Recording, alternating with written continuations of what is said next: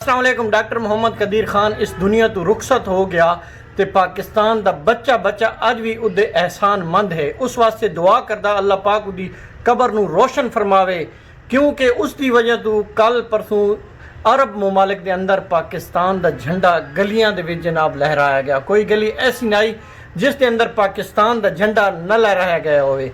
उसकी वजह सारी डॉक्टर कदीर खान जेड़ा सन वो एक एटम बढ़ा के दे गया। उसकी वजह तो पाकिस्तान की तरफ कोई दुनिया का कोई ऐसा मुल्क मैली अख नहीं वेख सकता। तो साडा सबका वज़ीर आज़म मोहम्मद शहबाज शरीफ जनाब सऊदी अरब गया, उसनू जड़ा सऊदी वाले प्रोटोकॉल दिता, उसका जड़ा इस्तकबाल किया ने कमाल कर दिता ने। तो सब तो जी खुशी की गल है पाकिस्तान वास्ते हरमैन शरीफैन की जी सिक्योरिटी है वो पाकिस्तान हुकूमत के हवाले जनाब कर छोड़ी। सऊदी अरब वालियां कमाल नहीं कर दिता।